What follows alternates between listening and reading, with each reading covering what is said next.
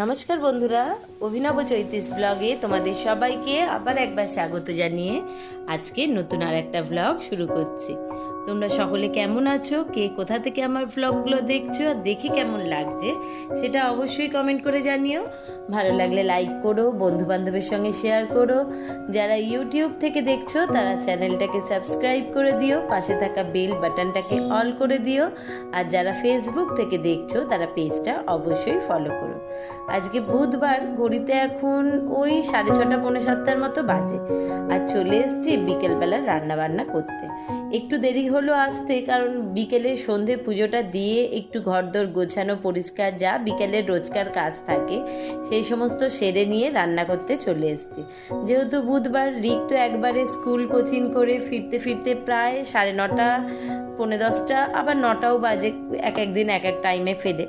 তো এসে খিদের জন্য একটুখানি সারা দিনে টায়ার্ড হয়ে পড়ে। তো এসে বাড়িতে খাবারটা রেডি রাখতে হয়, খাওয়া দাওয়া করেই সে একদম লাফিয়ে বিছানায় উঠবে। আর আজকে তো আবার তার একটা স্পেশাল দিন হতে চলেছে, কারণ দেখে বুঝতেই পারছো আজকে একটা ছেলের পছন্দের খাবার বানাবো। এটা হচ্ছে উইথ বোন চিকেন। বোনলেস নিইনি, বোনলেস নিলে ভালো হতো কিনা জানি না, তবে আমার উইথ বোনটাই বেশি ভালো লাগে। নিয়েছি 2টো ডিম, আর কর্নফ্লাওয়ার নিয়েছি 2 চামচ, 1 চামচ নিয়েছি ময়দা, বেশ খানিকটা নিয়েছি গোলমরিচের গুঁড়ো, স্বাদ মতো লবণ, আদা রসুন বাটা, আর এই পাতিলেবুটার রসটা নিগড়ে নেবো। দিয়ে ভালো করে মাংসটাকে ম্যারিনেট করে রাখবো। প্রায় ওই এখানে 850 মতো মাংস আছে। আজকে হবে চিলি চিকেন।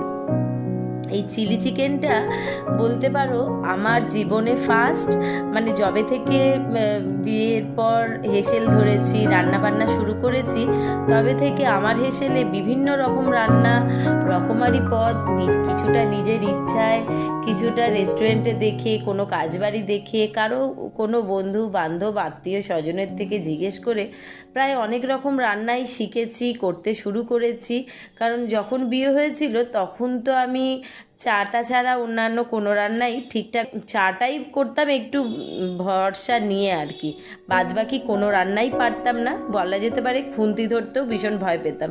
ডিমটা ভাজা করে সেটা যদি কিভাবে উল্টাবো সেটার জন্য 33 কোটি ভগবানকে ডাকতে হতো। তো মশলাগুলো দিয়ে চিকেনটা ম্যারিনেট করে রেখে দিয়েছি। ওটা ঘন্টাখানেক বা আধ ঘন্টা যতটুকু সময় পাবো হাতে ম্যারিনেশনে থাক, ততক্ষণ এদিকে সসটা বানিয়ে নিচ্ছি। কারণ চিকেনটা একটুখানি ম্যারিনেট করা থাকলে সুন্দর ভেতরে মশলাগুলো ঢুকবে, একটু জুসি হবে, আর সেন্টটাও ভালো আসবে। ততক্ষণে আমি বাদবাকি রান্নার জোগাড়গুলো করে নেব।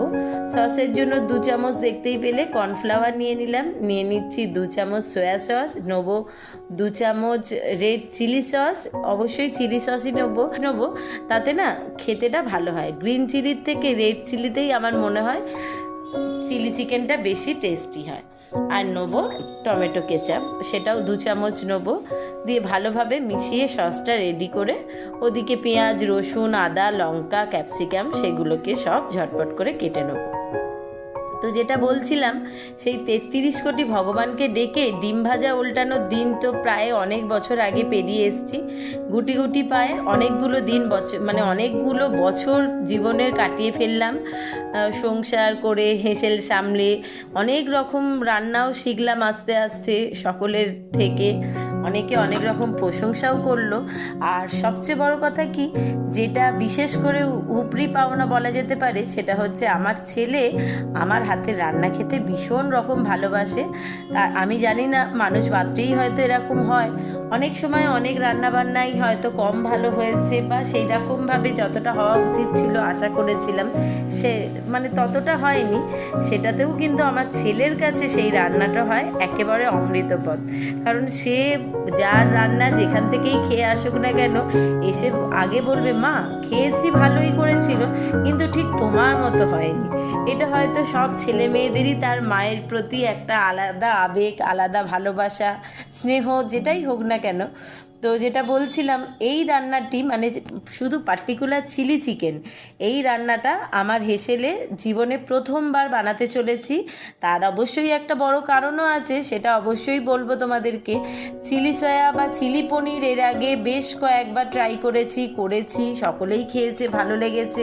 আর বিশেষ করে যেটা বলছি, আমার ছেলের তো সবসময়তেই ভালো লাগে, কিন্তু ওই তোমাদের দাদার এই চিলি সয়া হোক, চিলি পনির হোক, বা সবচেয়ে বড় মানে বাজে লাগে বা একেবারেই খেতে পছন্দ করে না, সেটা হচ্ছে এই চিলি চিকেন। এই রান্নাটি তার একেবারেই অপছন্দের, কারণ এই রান্নাটা একটু মিষ্টি মিষ্টি হয়, সেটা তো সকলেরই জানা। যদিও ঝালের ব্যালেন্সও থাকে, কিন্তু তার এই পদটা একেবারেই পছন্দ নয়। সেই জন্য ও একেবারেই খায় না বলে আমাদেরও হয়ে ওঠে না বাড়িতে।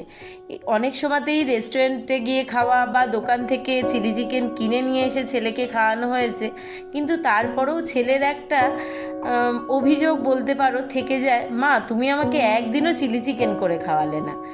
গত রবিবার দিন হঠাৎ করেই সন্ধেবেলা, যেমন আমরা তিনজনে বসে একটুখানি সন্ধেবেলা তিনজনের মতো আলাদা টাইম কাটাই, সেই সময়তে কথা বলতে বলতে সে বেচারা খুব আফসোস নিয়ে, খুব অভিযোগের সুরে বলে উঠলো, যেহেতু বাবা ওটা খেতে পছন্দ করে না, তাই তুমি কি আমাকে একদিনও করে এই চিলি চিকেনটা খাওয়াবে না? যেটাই বলি সেটাই তো করো, এটাও একদিন বানাও না মা। তো ওর কথাটা শুনে তখন তো ভীষণ মনে মনে খারাপ লেগেছিল। অবশ্য ভেবেওছিলাম, ঠিক আছে, কি আর এমন ব্যাপার, ছেলে খেতে চেয়েছে, যতই কিনে খাওয়াই, ও একটু আমার হাতের রান্না যখন পছন্দ করে তখন ওর মতো একদিন অবশ্যই বানিয়ে দেবো। তো একদিনটা আর বেশি দেরি করিনি, কারণ করব করে এতগুলো বছর কেটে গেছে, প্রায়ই ওকে বলে এসছি, শুনিয়ে এসছি, করে দেবো, সেটা হয়ে ওঠে না। তো আজকে বুধবার, দাদা বেরিয়ে গেছে তখন দুপুরবেলা 12:30টার সময়তে। তো ওকে বলেছিলাম যে তুমি দুপুরবেলায় মাংসটা কিনে এনে রেখে দাও, আমি সময় পেলে ম্যারিনেট করে রাখবো, নাহলে ওটা ফ্রিজে ঢুকিয়ে রাখবো, কাজ গুছিয়ে করবো। তো সেই জন্য মোটামুটি আজকের দিনটাই মনে করলাম সেরা দিন, ছেলেকে তার মানে পছন্দের রান্নাটি করে খাওয়াবো। আর বড় ভালোও লাগে, ভালোবাসা তো সবসময়তেই নিম্নগামী, এটা তো আমাদের সকলেরই জানা। যতই আমরা বাবা মাকে ভীষণ রকম ভালোবাসি, বাবা মায়ের প্রতি একটা আলাদা আবেগ থাকুক, আলাদা ভালোবাসা, স্নেহ, যেটাই বলি না কেন, কিন্তু সেই ভালোবাসার থেকে আমার মনে হয় সন্তানের প্রতি ভালোবাসাটা এক গুণ হলেও বেশি থাকে, এটা তো সকলেরই জানা।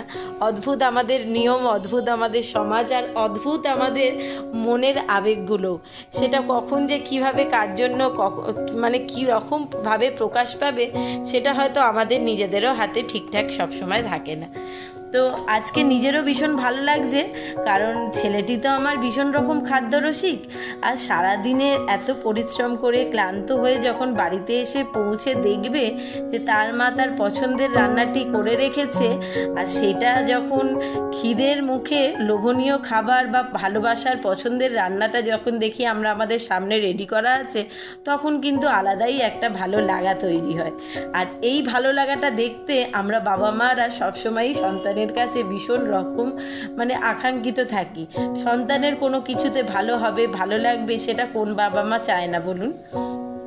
যাই হোক, মোটামুটি এখানে চিকেনগুলোকে ভেজে ফ্রাই করে তুলে রেখেছি।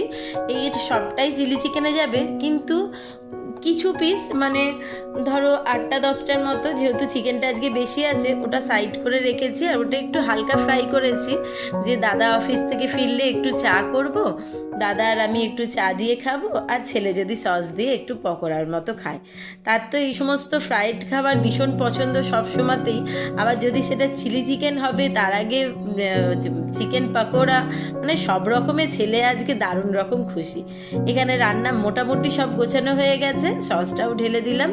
এগুলো যেহেতু চাইনিজ রান্না, একেবারে নরম হয়ে গেলে পেঁয়াজ ক্যাপসিকাম ভালো লাগে না, তাই একটু হালকা করে সতে করে নিয়েছি।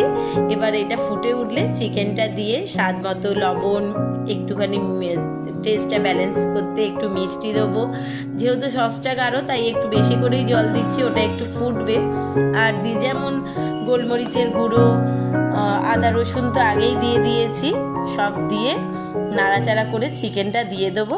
ওই দু এক মিনিট ভালো করে হাই ফ্লেমে ফুটে উঠলেই ঢাকা দিয়ে নামিয়ে রাখবো। তারপর খাবার আগে তখন একটু গরম করব। আজকে মনে করেছি ছেলেকে না, বাবাকেও খুশি করব। কারণ বাবার তো কাছে পরোটা হলে ঠিক আছে, আলু চচ্চড়ি দিয়েও খেয়ে নেবে। আর সবচেয়ে বড় কথা কি, যে কোনো তার অপছন্দের রান্না যদি রাত্রিবেলার মেনুতে থাকে তাহলে দুপুরবেলাটা নিয়ে কোনো সমস্যা নেই, কারণ তখন তো তার অফিস বেরোবার ভীষণ রকম তাড়া। তখন তাকে যা হোক কিছু একটা রান্না কোনো রকমের পেট ভরার মতো খাবার দিলে সে খেয়ে বেরিয়ে যাবে, আর কোনো অসুবিধা নেই। সেটা বাবা ছেলে দুজনের ক্ষেত্রেই সমান।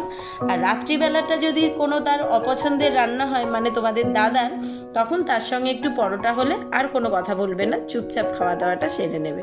তো মনে করলাম যেহেতু তোমাদের দাদা এটা খুব একটা পছন্দ করে না, ছেলের জন্যই বলেছে ঠিক আছে করো, অল্প একটু খেয়ে নেবো, তাই জন্য মনে করলাম একটুখানি আজকে পরোটাও করি, ছেলেও খুশি বাবাও খুশি। ছেলেও যদি দেখতে পায় চিলি চিকেনের সঙ্গে গরম গরম পরোটা ভাজা, সে তো মনে হয় আজকে আনন্দে লাফালাফি শুরু করবে। আর তোমাদের দাদারও রাত্রের খাবারটা খেতে অসুবিধা হবে না। ওখানে চিলি চিকেনটা রেডি, ওটা নাবিয়ে রেখেছিলাম, দিয়ে ময়দাটা মাখিয়ে রেখে গেছিলাম ঘরে। গোপালকে প্রসাদ দিয়ে শয়ন দিয়ে গুছিয়ে কাজ করে এসছি। এবার মনে করছি ঝটপট করে ময়দাটা থেকে নেচি কেটে পরোটা ভেজে রেডি করে রাখবো। ঘড়ির কাঁটা যদিও বলছে 8:30 বেজে গেছে, ছেলে আস্তে আস্তে তো এখনও আধ ঘন্টা কি 1 ঘন্টা সময় অবশ্যই লাগবে। ততক্ষণে পরোটাগুলো ভাজা থাকলে এসে ঝটপট করে খাবে।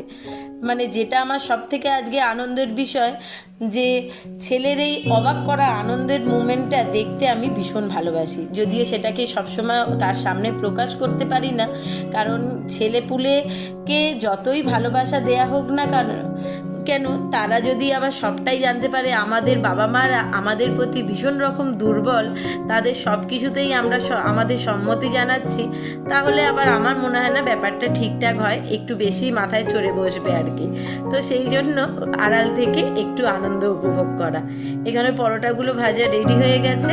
এবার একটুখানি স্যালাড আছে, মানে টক দই ফ্রিজে আছে, তো মনে করেছি শসা টমেটো দিয়ে একটু স্যালাড মতো করে রাখবো।